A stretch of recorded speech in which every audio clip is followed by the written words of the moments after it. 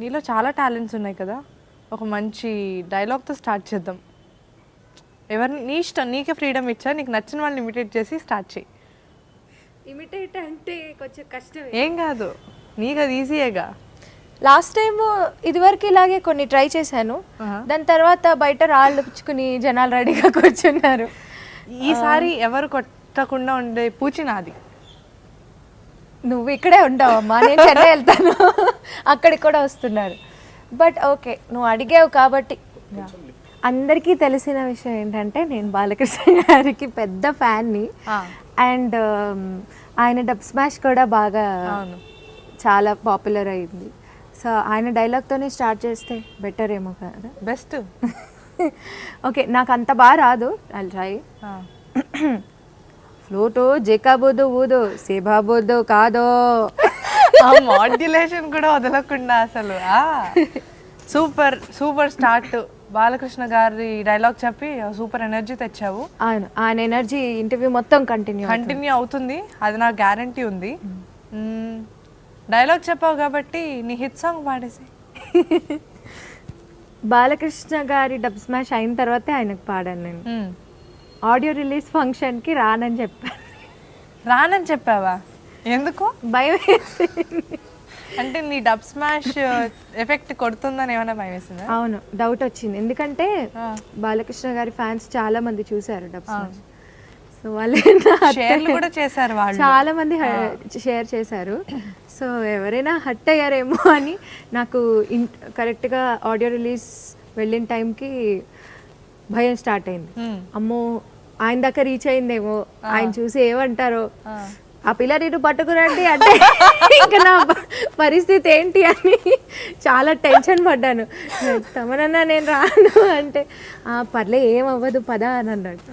ఇంకా వెళ్ళాను, ఆ పాట పాడేశాను, గణగణ ఆంధ్ర తెలంగాణ డిక్టేటర్ కోసం పాడాను. సో అది పాడిన తర్వాత స్టేజ్ దిగంగానే ఆయన ఇలా రా అది అన్నారు. అమ్మో, డబ్ స్మాష్ గురించి అడుగుతారేమో. చెప్పండి సార్ అంటే చాలా బాగా పాడావు అని అన్నారు. అంతే, అమ్మయ్య అనుకున్నాను. అయ్యో, మరి ఆయన దాకా డబ్ స్మాష్లో వెళ్ళలేవా? మరి వెళ్ళాయని ఎవరు చెప్పారు? మరి వెళ్ళాయో లేదో ఇంకా తెలీదు. నువ్వు అదే గెటప్లో వచ్చి చేయాలి. నేను దాని గురించి వదిలేసాను, ఇంకా దాన్ని ప్రొసీడ్ చేయకుండా. కానీ దాని గురించి చూసిన ఆయన చాలా పాజిటివ్గా చాలా పాజిటివ్ పర్సన్ కదా. సో ఆయనకి పాడిన పాట ఒకసారి పాడి. ఆయన కోసం పాడిన సాంగ్ గణ గణ గణ గణ ఆంధ్ర తెలంగాణ అదిరే సూపర్ డూపర్ జోడి నువ్వేలే దన దన దన దన కడప కన్నులైనా నిన్ను నన్ను చూసే జనం విజులు కొట్టాలే ఎవడికున్నది నీలోని దర్జా అన్ని సెంటర్లో చేస్తావు కబ్జా హరరే నీ స్మైల్కు ఫ్లాట్ అయిపోయా పిచ్చ ఫ్యాన్ అయిపోయా నేను నేను జాను హై జాన్ జిగర్ జాను నీ జవానికి జిందాబాదే కొడతాను నీ పొట్టి పొట్టి గౌను కనుకొట్టి రమ్మంటేను నేసయ్యాటకే సరదా సరదా పడతాను. అలా వస్తుంది. సూపర్. సమీరా, నీకు నీ వాయిస్లో నీకు ఏ జానర్ సాంగ్స్ అంటే చాలా నచ్చుతాయి? అన్నీ ఇష్టమే బేసిక్గా అయితే. మెలడీ చాలా ఇష్టం, వెస్టర్న్ ఇష్టం. యాక్చువల్లీ వెస్టర్న్ చాలా ఇష్టం. వెస్టర్న్ నీ గొంతులో నీకు నచ్చుతుంది.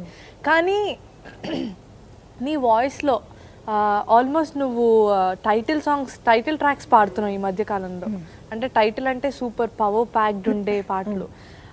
నీకు ఇచ్చినప్పుడు ఇలాంటి పాటలు పాడాలి, ఈ సాంగ్ ఇది టైటిల్ సాంగ్ అని చెప్పినప్పుడు నీకు ఏమనిపించింది? అమ్మ, నేను అంత పవర్ నా వాయిస్లో నేను ఇవ్వగలనా, అంత స్టామినా ఉంటుందా అని ఏమైనా అనిపించిందా? అంటే ఫస్ట్ యాక్చువల్గా నేను సూపర్ సింగర్లో వెన్ ఐ స్టార్టెడ్ అప్పుడు అన్ని ఫాస్ట్ నెంబర్సే పాడాను. నాకు యాక్చువల్గా మార్క్స్ ఎక్కువ ఫాస్ట్ నెంబర్ పాడితేనే వచ్చాయి. నాకు బాగా గుర్తున్న సాంగ్ కొంచెం నీరు కొంచెం నీరు కొంచెం నిప్పు మయ్యా మయ్యా మయ్యా, అవును, దివాళీ దీపాని అన్ని ఫాస్ట్, కొంచెం semi fast, western types. So నా mind set when I started off the career, నా మైండ్ సెట్ ఎలా ఉండిందంటే ఫాస్ట్ బాగా వర్కౌట్ అవుతుంది అన్న టైప్లో వచ్చాను. సో నాకు ఎప్పుడూ అనిపించలేదు అమ్మో ఇలా అని. నేనే పాడగలను అన్న రేంజ్లో వెళ్ళి కూర్చుని పాడడానికి ట్రై చేస్తాను. కాంపిటీషన్స్లో నువ్వు వచ్చావు కదా, పాడతా తీగలో పాడావు, సూపర్ సింగర్లో పాడావు, అదంతా ఒక డిఫరెంట్ ఎక్స్పీరియన్స్ బేసిక్గా. ఎందుకు ఎక్స్పీరియన్స్ అంటున్నా అంటే కొన్ని షోస్లో, ఇప్పుడు ఈ 2 షోస్లో కూడా వాళ్ళే నీకు సాంగ్స్ ఇచ్చేస్తారు. నీకు సెలెక్షన్ ఉండేదా అప్పుడు? ఉండేది. అంటే నీకు ఏవి నచ్చితే అవి సెలెక్ట్ చేసుకుని. ఓకే. వాళ్ళు ఇచ్చిన పాటలు వాళ్ళు ఇచ్చినా కూడా ఉండేవి. అంటే వాళ్ళకి బేసిక్గా కొంతమంది జడ్జ్ చేస్తారు కదా, ఈ వాయిస్ ఈ పాటకి సూట్ అవుతుంది, ఇది పాట. అలా నీకు ఏమన్నా అలా నేర్చుకున్న పాటల్లో నీకు కష్టం అనిపించిన పాట ఏదైనా ఉందా? అంటే అమ్మో నేను ఈ పాట పాడగలుగుతానా, నా వాయిస్లో బాగుంటుందా?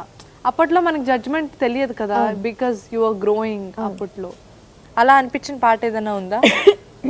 అనిపించడం అంటే నేను పాడతా తీగలో పార్టిసిపేట్ చేశాను. రెండో ఇంటికి బయలుదేరిపోయాను అనమాట. అవునా? అవును. నేను ఇంకా నువ్వు చాలా పెద్ద జర్నీ చేశాను, నా ఫేస్ చూసాను ఏమో, అంత సినిమా లేదు. యాక్చువల్గా పాడతా తీగ 2011 యూత్ సిరీస్లో పాడాను. సెకండ్ రౌండే ప్యాకప్ అనమాట. యాక్చువల్గా నాకు బాగా గుర్తుంది, చెప్తావు. Orange dress, if I'm not wrong కదా.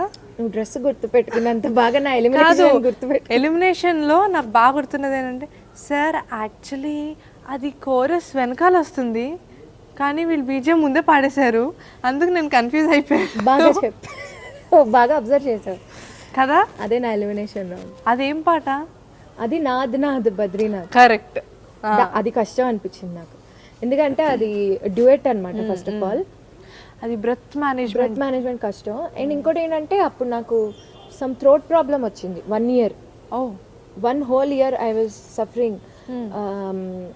ఏదో I think some antibiotics, typhoid వచ్చింది అప్పుడు. సో యాంటీబయాటిక్స్ పడక నాకు గొంతు పోయింది 1 year వరకు. నేను ఎన్ని హాస్పిటల్స్కో తిరిగాను అప్పుడు ఆ టైంలో. ఫైనల్గా ఒక one of the top vocal therapist ఉన్నారు, ఆయన దగ్గర చెన్నైలోనే మన మెడ్రాస్ వాయిస్ రీసెర్చ్ ఫౌండేషన్లో. ఓకే. అక్కడ వెళ్ళి ఆయన్ని కన్సల్ట్ చేసి మెడికేషన్ తీసుకున్నాను. ఈ ప్రాసెస్లో పాడతా తీగల సెలెక్ట్ అయ్యాను మధ్యలో. నేను యాక్చువల్గా వెళ్ళొద్దు, నెక్స్ట్ సిరీస్కి వెళ్దాం అనుకున్నాను. బట్ వాళ్ళు ఈ సిరీస్లోనే సెలెక్ట్ అయిన వాళ్ళు పాడాలి అన్నారు. ఓకే. సో సరే ఒక ట్రై చేద్దాం అని చెప్పేసి పాడాను. ఎలాగో ప్యాకప్ అని నాకు అప్పుడే తెలుసు, ఫిక్స్ అయ్యాను. దానికి తోడు ఒక చిన్న కన్ఫ్యూజన్, మాకందరికి అప్పుడే కదా స్టార్టింగ్. సో కోరస్ కానీ నేను కానీ ఇప్పుడు కోరస్ రాంగ్ టైమింగ్లో వచ్చినా నేను దాన్ని మేనేజ్ చేయగలిగే పొజిషన్లో ఉండాలి. ఎప్పుడైనా కాంపిటీషన్ అంటే అదే, యూ హ్యావ్ టు మేనేజ్. ఆ పొజిషన్లో నేను లేను. సో అందుకనే అక్కడ బిస్కెట్ అయింది. కానీ యువర్ నేను చూసా కదా నీ జర్నీ స్టార్టింగ్ నుండి, ఈవెన్ సూపర్ సింగర్లో కానీ నువ్వు ఇక్కడ ఇంత అంటే అది జస్ట్ బికాస్ ఆఫ్ నర్వస్నెస్, అంటే కాంపిటీషన్స్ అవన్నీ కొత్త కాబట్టి you are very nervous that time, or ఇప్పుడు ఎంత ఫ్రీగా ఉంటున్నావో? నాకు నర్వస్నెస్ అనేది ఎంత ఎక్కువ ఉండేదంటే మా నాన్న ఫిక్స్ అయిపోయారు, నువ్వు అసలు పనికిరావు, ఇంట్లో కూర్చో అని ఎప్పుడో ఫిక్స్ అయ్యారు. ఎందుకంటే నేను చిన్నప్పటి నుంచి కాంపిటీషన్స్లో కానీ స్టేజ్ పర్ఫార్మెన్స్ కానీ అని ఇవ్వాలంటే ఫస్ట్ సాంగ్ మధ్యలో గుటకలు మింగడం నా భాగం అనమాట. సాంగ్లో రెగ్యులర్ ఇంటర్వెల్స్లో మ్యూజిక్ ఎలా వేస్తారో అలా గుటకలు మింగుతూ ఉండేదాన్ని. లైక్ చెన్నైలో నేను తెలుగు అసోసియేషన్స్లో వాటిలో మేము మెంబర్స్గా ఉండేవాళ్ళం. సో అసోసియేషన్లో ఇన్వకేషన్ కానీ అన్న పాడించేవాళ్ళు నా చేత. అప్పుడైతే మా నాన్న ఇది ఎలాగో గుటకలు మింగుతుంది పదండి వెళ్ళిపోదాం, ఇన్ఫ్యాక్ట్ నన్ను ఇంకా డిస్కరేజ్ చేసి తీసుకెళ్ళిపోయేవాళ్ళు. అంత ఘోరంగా ఉండేదన్నమాట. అంటే ఫర్ ఎగ్జాంపుల్ నీ చెలి నీ అలా పాడేదాన్ని, అంత భయం నాకు. అంటే తాకి మధ్యలో గుటకలు వేస్తూ ఒక క్లారిటీ, అది గుట్కా కాదండి, గుట్టకాలు. అంటే ఎలా? అలా అలా అలా అలా తీసుకునేదాన్ని అనమాట. అలా తీసుకునేదాన్ని. సో ఇప్పటికీ నాకు స్టేజ్ అంటే కొంచెం భయమే. స్టేజ్ షోస్లో అలా ఉండవు కదా, కాంపిటీషన్ అంటే నర్వస్ అవుతావు. శృతి హాసన్లా లోపల భయపడతాను, బట్ అలా చూపించుకోను. ఇప్పుడు కొంచెం తగ్గింది అనుకో స్టేజ్ ఫియర్. ఇది వరకు చాలా ఎక్కువ ఉండేది. ఎలా అంటే పాడతీగా టైంలో అంతా అసలు లెగ్స్ అన్ని షివర్ అవుతూ ఉంటాయి. అండ్ నీలో నేను బాగా అబ్జర్వ్ చేసింది ఏంటంటే, ఆర్కెస్ట్రా నీకు రైట్ ఉందనుకో, లెఫ్ట్ సైడ్ ఉందనుకో, బాలుగారు కానీ జడ్జెస్ కానీ అటువైపు కూర్చున్నారనుకో, వీళ్ళ వైపు ఇంక చూడవు అంతే. అటువైపు బాడీ కూడా అటువైపు అలా తిరిగిపోతూ ఉంటుంది. మధ్యలో ఒకసారి ఎందుకు కళ్ళు అలా పెట్టి చూసి మళ్ళీ ఇటు అటు ఇటు అటు ఇటు, like you were very nervous. అదంతా ఎలా ఓవర్కమ్ చేసావు? ఓవర్కమ్ చేయడం అంటే డైలీ సూపర్ సింగర్ నా లైఫ్లో నన్ను పెద్ద it's a very big saviour for me. ఎందుకంటే it has not only taught me singing, performance teach చేసింది, ఈ నర్వస్నెస్ పోగొట్టింది, యాజ్ అ పర్సన్ ఓవరాల్గా గ్రూమ్ చేసింది. So I always thanks Super Singer for doing all that for me. So Super సింగర్లో first ఇనీషియల్గా ఆడిషన్స్లో కూడా ఇదే పరిస్థితి, కానీ గుటకాలు మింగకుండా మేనేజ్ చేశాను. దాంతో సెలెక్ట్ అయ్యాను. ఫస్ట్ రౌండ్ కూడా కొంచెం ఆల్మోస్ట్ ప్యాకప్ రేంజ్కి వెళ్ళింది. ఫస్ట్ సాంగ్ అసలు ఏం గుర్తుకు రాదు, అక్కడ కూడా భయపడ్డాను. సెకండ్ సాంగ్ నుంచి కొంచెం ధైర్యం వచ్చింది, ఇంకా అప్పటి నుంచి సెట్. నీకు అలాంటి కాంపిటీషన్స్కి వెళ్ళినప్పుడు అంటే నీకు అప్పటికి తెలుసా తెలీదా, అంటే నీ వాయిస్కి తగ్గ పాటలు ఎలాంటివి అనేవి నీకు ఆ జడ్జ్మెంట్ ఏదైనా ఉండేదా? అలాంటివే సెలెక్ట్ చేసుకుని పాడేదానివా? ఎప్పుడైనా కానీ ఎవరైనా ఇప్పుడు జడ్జెస్ ఉన్నారనుకో, వాళ్ళు ఈ పాట నీ వాయిస్కి సెట్ కాలేదేమో, వేరే పాట తీసుకుంటే బాగా పాడేదానివేమో అని అన్నప్పుడు ఏమని ఆలోచించేదాన్ని? వేరే పాట తీసి పాడుండాల్సి. ఆబ్వియస్లీ అదే అంటుండే, కాకపోతే ఏంటి అంటే నా జడ్జ్మెంట్ ఎందుకు రాంగ్ అయ్యేది అని నేను అలా అనుకునేదాన్ని కాదు. Maybe they are also right, but అంటే ఏం చెప్పాలి, నేను ఇన్నర్ ఫీలింగ్ బయటికి తీసుకుని వచ్చి చెప్పు, ఏదనుకున్నావు అదే చెప్పేసి పర్లేదు. అంటే వాళ్ళు కరెక్టే చెప్పుంటారు. సో నేను వర్కౌట్ ఈ సాంగ్ ఎందుకు నాకు సూట్ అవ్వలేదు అని ఆలోచించేదాన్ని. సూట్ అయ్యేటట్లు వర్కౌట్ చేద్దాం అనుకునేదాన్ని. ఫస్ట్ ఆడిషన్లో ఏమన్నా ఎక్కువగా ఏ పాట పాడేదానివో గుర్తుందా? అంటే ఆడిషన్ అంటే ప్రతిసారి మారుతూ పాట మారుస్తూ ఉండేదానివా? అదే పాట ఏ ఆడిషన్కైనా పాడేదానివా? జనరల్గా భానుమతి గారి సాంగ్ మా ఇంట్లో ఎంకరేజ్ చేస్తారు. మా నాన్న అయితే అసలు భానుమతి గారి పాట పాడకపోతే ఆడిషన్స్కి వెళ్ళకు అంటారు. ఓకే, సో అదొకటి ఫిక్స్ మా మైండ్లో. ఏ పాట పాడేదాన్ని? భానుమతి గారివి ఒక 4-5 సాంగ్స్ ఉన్నాయి నాకు స్టాండర్డ్గా స్టాంప్. ఏం పాటలు? ఒకటి మనసున మల్లెల మాలలుగెనే, అదొకటి. ఇంకా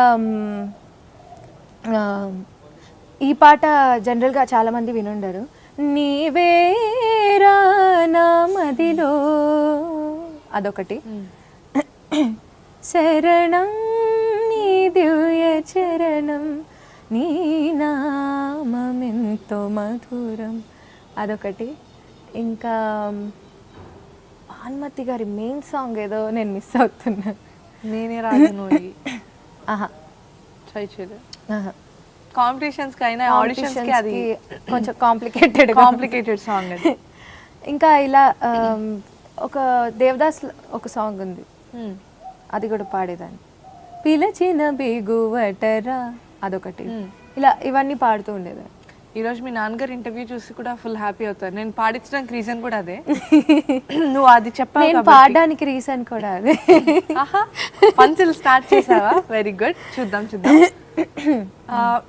కాంపిటీషన్స్ ఇప్పుడు పెద్ద పెద్ద జడ్జిలు, ఇప్పుడు నువ్వు పార్టిసిపేట్ చేసిన వాళ్ళు కీరవాణి గారు, చిత్ర గారు, బాలు గారు, ఇంత పెద్దవాళ్ళు ఆల్మోస్ట్ అంటే లెజెండ్స్, వీళ్ళందరి ముందు పాడుతున్నప్పుడు ఆ భయం, తర్వాత స్టేజ్ ఫియర్, కాంపిటేటివ్ స్పిరిట్, ఇలాంటివన్నీ మైండ్లో రన్ అయ్యేటప్పుడు వేరే పార్టిసిపెంట్స్తో నువ్వు ఎలా ఉండేదానివి? Like how positive you are?